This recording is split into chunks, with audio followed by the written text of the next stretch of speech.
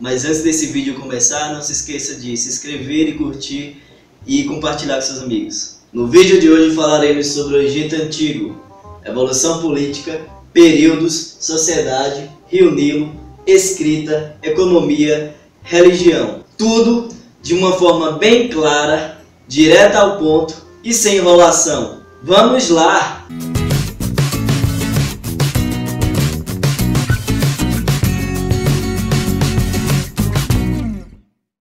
Para entendermos um pouco dessa grande e fascinante civilização, iremos ver evolução política, períodos, pré-dinástico, dinástico, império, médio império, novo império, e também iremos ver sociedade, Rio Nilo, escrita, economia, religião e arquitetura. Sobre a evolução política, em mais de 3.000 anos de história, o Egito foi marcado por grandes oscilações políticas, com glórias e decadência. A história do Antigo Egito é dividida em dois períodos.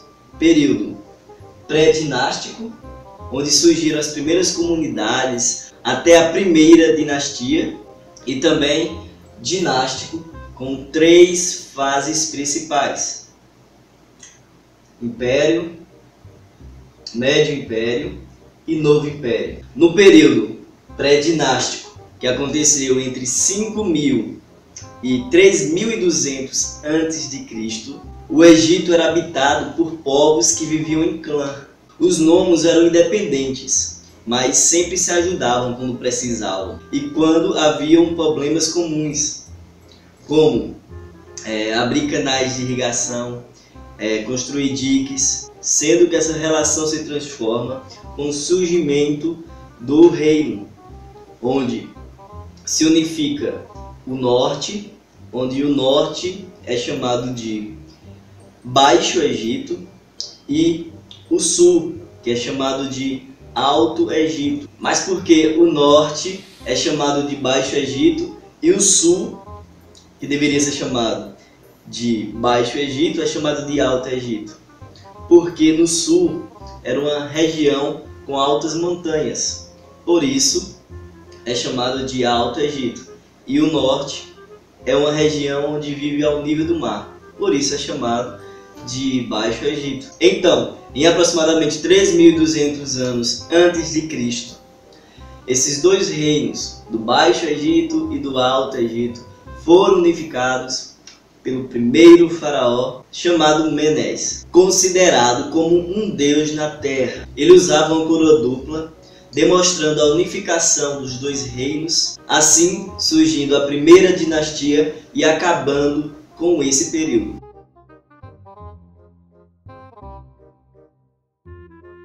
Já no período dinástico, que é dividido em 3 fases, Império, Médio Império e Novo Império, é onde acontece o grande crescimento territorial e econômico do Egito, como também as construções das pirâmides, das famosas pirâmides. Então o Império, ou o Antigo Império, ocorre entre 3.200 a 2.423 a.C. Então, durante esse período, os faraós conseguem enormes poderes religiosos, militares e administrativos. Em 2400 a.C., ocorreram várias revoltas lideradas pelos administradores dos nomos, com o objetivo de enfraquecer o poder centralizador do faraó, e com isso o Egito passou por um período de declínio e guerra civil.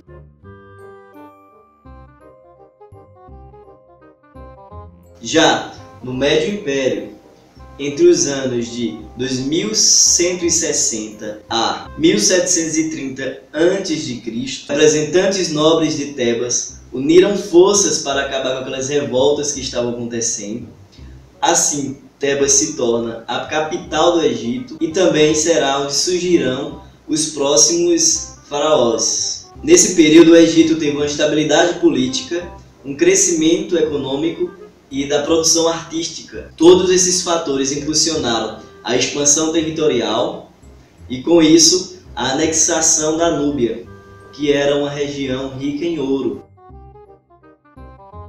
Mas em aproximadamente 1750 a.C., vieram uns povos da Ásia, conhecidos como Iscos, e invadiram o Egito. Esse povo se mostrou superior militarmente e também já usavam cavalos, coisa que a civilização egípcia desconhecia. Eles usavam esses cavalos para puxar carros de combates e armas de bronze.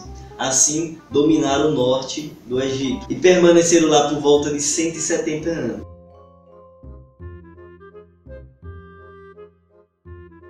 Entramos no Novo Império, que ocorreu entre 1500 a 1085 a.C. Novamente, a nobreza de Tebas se reúne para expulsar os iscos e, através de novas técnicas militares e um exército permanente, eles expulsam os invasores e conquistam novos povos, submetendo-os a pagar tributos e escravizando-os. Entre os mais famosos faraós desse período, podemos falar do faraó Ramsés II. Agora, falando um pouco sobre a sociedade no Egito Antigo, no topo da pirâmide estava o faraó, e logo abaixo do faraó se encontrava a família real e os altos funcionários, e pela casta de sacerdotes, que detinham muito poder e tinham muita influência com o faraó. A função da nobreza era hereditária e passava de pai para filho. Embaixo da nobreza se encontravam os escribas, os funcionários modestos, inúmeros sacerdotes de pequenos templos, oficiais militares, artistas e artesãos especializados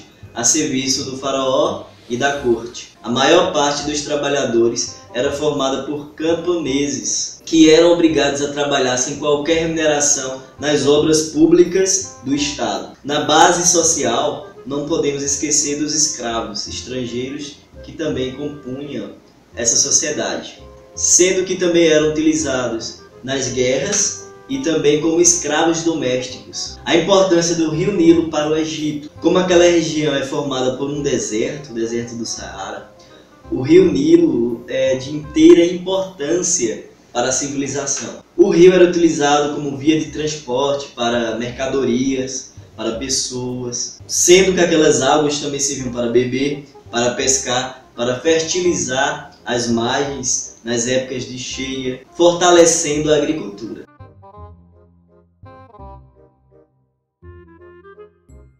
Agora, falando sobre a escrita. A escrita é de suma importância para a civilização egípcia, pois serviu para a divulgação de ideias, para a comunicação e o controle de impostos. Existiam duas formas de escrita: a demótica, onde era mais simples e era usada no cotidiano, e a hieróglifa, que era mais complexa e tinha desenhos e símbolos, sendo que essa linguagem mais complexa só foi decifrada pelo egiptólogo francês Champollion no século XIX através da Pedra de Roseta. Agora, sobre a economia. A economia no Egito era baseada principalmente na agricultura através do rio Nilo. O Egito também aplicava o comércio de mercadorias e artesanato. E os trabalhadores rurais eram constantemente convocados pelo faraó para aquelas obras públicas, como canais de irrigação, pirâmides, templos, diques.